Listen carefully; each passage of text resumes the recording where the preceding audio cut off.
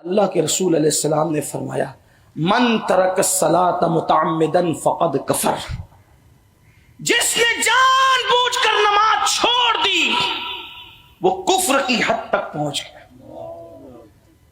صحابہ کہتے ہیں جو نماز پڑھتا تھا ہم اس کو مسلمان سمجھتے تھے، جو نماز نہیں پڑھتا تھا ہم اس کو مسلمان نہیں سمجھتے، اور جو جماعت سے نہیں پڑھتا تھا اس کو منافق سمجھا جاتا تھا۔ اللہ اکبر۔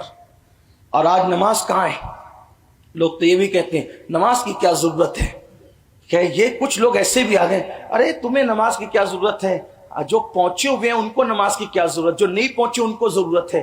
ہم نے کہا ہم نے تو دیکھا کہ امام حسین نے آخری وقت تک نماز پڑھی، کیا وہ نہیں پہنچے تھے؟ رسول اللہ نے آخری وقت تک نماز پڑھی۔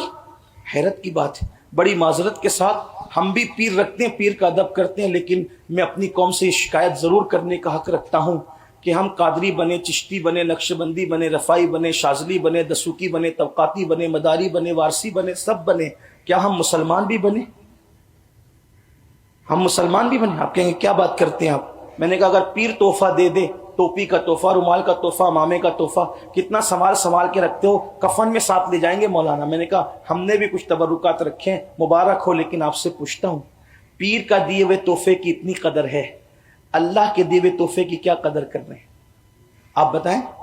یہ تحفہ اللہ نے دیا، اور کس کے ہاتھ سے دیا؟ یہ تحفہ اللہ نے دیا، کس کے ہاتھ سے؟ کائنات کا جو سب سے بڑا پیر تھا اس کے ہاتھ سے بھیجا تحفہ۔ ہے ان سے بڑا کوئی پیر؟ داتا علی حجویری فرماتے ہیں رسول اللہ جیسا کوئی پیر نہیں ہے اور ابو بکر صدیق جیسا کوئی مرید نہیں ہے۔ ایسے پیر کے ہاتھ سے تحفہ، اس کی کیا قدر ہے؟ فجر میں سوتے پڑے ہیں، ظہر کا حال کیا ہے، مغرب کا حال کیا ہے، عشاء کا سب جان رہے ہیں۔ یہ بھی گناہ کبیرہ ہے۔ اس کا مطلب یہ ہے اگر نماز کا دامن ہاتھ میں نہیں، جنت بھول جائیں آپ، بڑی معذرت کے ساتھ جملے سخت لگے معاف کرنا، جنت بھول جائیں، اس لیے کہ نماز چھوڑ کر ایمان پہ خاتمہ ہونے کے لالے ہیں۔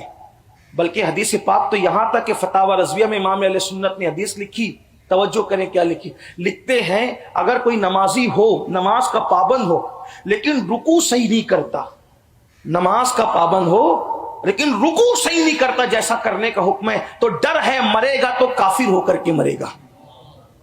جو اذان سن کر اذان کا جواب نہیں دیتا، دنیا کی بات میں مصروف رہتا ہے، ڈر ہے مرے گا تو کافر ہو کے مرے گا۔ ارے نادان جو اذان کا جواب نہ دے، جو رکوع صحیح نہ کرے، اس کے کفر پر خاتمے کا اندیشہ ہے۔ تو جو لوگ سرے سے نماز پڑھتے ہی نہیں، ان کا ایمان پہ خاتمہ کیسے ہوگا؟ ذرا اس پر بھی تو غور کیا جائے۔ یہ نہیں کہتا کہ ہر بے نمازی کافر ہو کے مرتا، یہ نہیں کہہ رہا ہوں، مفہوم مخالف نہ مراد لیا جائے، لیکن اتنا ضرور یاد رکھنا جن کے ہاتھوں میں نماز کا دامن نہیں ہے، ڈر ہے کہ مرے گا تو کفر پہ مرے گا، خوف ہے کہ مرے گا تو کفر پہ مرے گا، اس لیے اپنے حال پہ رحم کرو۔